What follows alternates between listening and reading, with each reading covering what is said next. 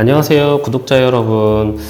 우리도 이제 산유국이 되는가 싶은 내용 하나 가져왔습니다. 요즘에 이분 난리죠. 비토르 아브레우라는 분인데, 이분이 시추를 이렇게 우리나라 포항 쪽에 이거 석유 있는 것 같다라고 발표를 했고 난리가 났어요. 그래서 요거에 대해서 오늘 몇 가지 궁금한 것들을 좀 자료 조사를 해서 준비를 해 봤습니다. 우리나라에 이렇게 이제 주변에 광구라고 1광구, 2광구, 3광구 이렇게 나누는데, 자, 7광구는 여기고요. 이제 8광구 쪽, 포항이랑 근처죠. 포항 근처 요쪽에 석유와 가스가 이만큼 묻혀 있대요. 140억 배럴이라고 합니다. 어마어마하죠. 실제 묻혀 있는지 안 묻혀 있는지 파봐야 안다라는 거고요. 이게 만약에 되면은 삼성전자의 한 5배 정도라고 해요. 2200조. 그러니까 삼성전자가 아니라 15전자. 엄청나죠. 이거면은 우리나라 지금 뭐 노인빈곤, 국민연금 고갈, 뭐 의료보험 고갈 다 해결됩니다. 그냥 갑자기 우리나라에 만수르가 튀어나오는 그런 엄청 희망찬 건데, 요거에 대해서 좀 배경을 좀 말씀을 드릴게요. 이게 근데 요즘에 나온 얘기는 아니고요. 옛날에 박정희 시절에도 포항 쪽에 석유가 나오는 것 같다라는 얘기가 있었어요. 실제로 우리나라에 여러분 그 공룡 굉장히 서식지인 건 알고 계신가요? 이게 석유가 나올 가능성이 큰 백악기 마렵의 최저감층이다 라는 게 있어요. 실제로 우리나라가 아주 가능성이 없는 층은 아니라라는 거고요. 근데 이때 이제 박정희 대통령 때 석유가 나왔다 이러면서 좀 기사가 확 나왔는데, 자, 들뜨지 말고 이때 뭐 만세 막 사람들이 소리도 질렀다고 하는데, 실제 요거는 해보니까 어떻게 됐다? 실패했다는 거죠. 그래서 요런 게 있고, 우리나라가 요걸 계속 손 놓고 있었냐? 그거는 아니었어요. 우드사이드라는 세계적인 시추하는 업체가 있는데 2007년부터 계속 이제 팠어요. 산업통상자원부랑 해가지고서리 했고, 계약을 이제 우드사이드에서 2007년부터 2016년까지 조강건이라는 거를 했고요. 만약 나오면 한다라는 거고, 19년부터 29년까지는 조강건의 지분의 50%를 갖고 있었습니다. 그러니까 나오면은 절반을 가져가는 거예요. 어마어마하죠. 그러니까 아까 2270조라고 그랬죠. 이게 1000조를 가져가는 어마어마한 사업이었고요. 근데 여기 다 안 채우고 23년도에 철수를 합니다. 요거 지금도 포기하고 철수해요. 철수하고 다음에 2월에 액트지오라는 데서 컨설팅을 받아서 했습니다. 요게 히스토리고, 이 우드사이드라는 기업이 매출액이 약 한 22년도 기준으로 20조고 영업이익만 해도 7조가 나는 대형 컨설팅 회사예요. 여기서 이제 2023년 보고서를 보니까 도저히 해보니까 장래성이 없다라는 겁니다. 그래서 퇴출시켰는데 일본의 액트지오에서 가능성이 있다라고 한 거예요. 그래서 산업통상자원부에서 이제 보면은 이제 우드사이드에서 시추를 본격적으로 하기 전 단계에 유망구조화 단계까지 이르지 못하고 철수했다라는 거예요. 그러니까 이 자료를 바탕으로 이제 유망구조화라는 거를 해보니까 액트지오에서는 괜찮았다라는 겁니다. 입찰 해가지고 했다고 해요. 이번에 입찰도 막 문제가 됐죠. 단독 입찰은 아니고 4개의 업체가 입찰을 했다고 하더라고요. 그래서 여기 동해에 시추했던 이 유망 구조의 이름이 보면은 이제 주작이고요. 홍게, 방어 이렇게 하여튼 생물 이름을 따는데, 이 주작은 이제 그 봉황 같은 겁니다. 근데 여기 홍게, 방어 이렇게 했는데 실패했고, 이번에는 대왕고래라는 이름으로 다시 하는 거고요. 이거는 지금 막 의혹이 엄청 제기되고 있어요. 오늘 그런 것들에 대해서 좀 궁금할 것들 여러 개 좀 가져와 봤습니다. 이게 이슈가 된 거는 대통령께서 요거를 좀 성급하게 갑자기 좀 이슈한 거 아닌가라는 지금 야당에서 의문증이 있고요. 어찌됐건 의문이 있었지만 이분은 당당하게 바로 공항으로 입국해서 내가 해명하겠다 이래가지고 지금 인터뷰하면서 여러 가지 설왕설래들이 나오고 있는 상황입니다.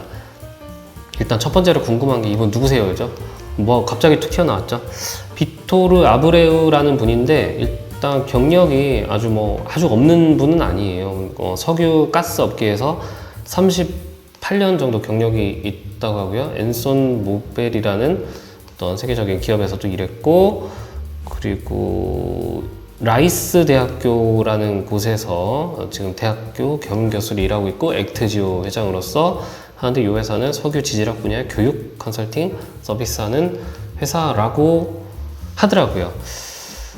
그렇습니다. 그리고 요즘 또 이제 어이없게 증권가에서 나도는 소식이 뭐냐면은, 이분이 히딩크를 닮았다라고 해가지고 사기꾼이 아니다라는 말도 안 되는 기사까지 돌고 있어요. 너무 규모가 작은 거 아니에요? 이게 지금 되게 문제입니다. 이분의 본사 주소지가 가정집으로 돼 있어요. 가정집으로 돼 있고 2017년도에 설립이 됐고 직원이 한 10명 이내라고 하더라고요. 그리고 연매출도 지금 4천만 원 정도 라는데, 규모가 너무 작은데 무슨 이런 거를 할 수가 있느냐 했는데, 이분이 답변을 하기를 본사 이거 맞다. 우리는 이제 재택근무라서 다들 이제 퍼져 있고, 우리는 이제 컴퓨터 소프트웨어를 통해 가지고 데이터를 분석하는 곳이기 때문에 우리는 뭐 시추를 한다든지 현장을 가야 된다든지 그런 건 아니다. 우리는 최고의 우수한 인력들이 재택근무를 하고 있다라는 걸로 답변을 하였습니다. 그 20%도 사실 궁금하기는 했거든요. 이게 얼마나 높은 수치인가 낮은 수치인가도 궁금한데, 여기 가이아나라는 곳이 있어요. 베네수엘라 옆에. 여기가 한 16% 정도가 나왔었는데, 여기도 이제 결국에는 시추가 됐죠. 있었죠. 파보니까. 근데 이제 동해 같은 경우에는 20%라는 거죠. 그러니까 여기보다 되게 높다는 거예요. 그래서 여기도 막 실패를 해가지고, 아유, 여기 되겠나 하다가, 심지어 여기 메이저 석유 기업인 쉘에서도 10년간 탐사하다가, 아유, 여기 안 되겠다고 손 뗐는데, 15년도에 딱 발견했다라는 거죠. 그러니까 이렇게 발견할 수도 있다라는 거고요. 그리고 또 희망적인 게, 이 가이아나와 영일만 일대가 모두 좀 유사한 구조다라는 거예요. 유사한 이런 유형을 갖고 있기 때문에 괜찮다. 이거 한번 파볼만 하다라는 겁니다. 또 근데 이런 반론도 있어요. 요게 여기 보면 이 베네수엘라가 뭐예요? 베네수엘라는 이제 파진 않았지만 매장량이 어마어마한 곳입니다. 그러니까 요 근처니까 이게 된 거 아니냐라는 이런 반발도 있어요. 그리고 결정적으로 이 20%라는 근거는 영업비밀이라면서 지금 공개를 할 수 없다고 합니다.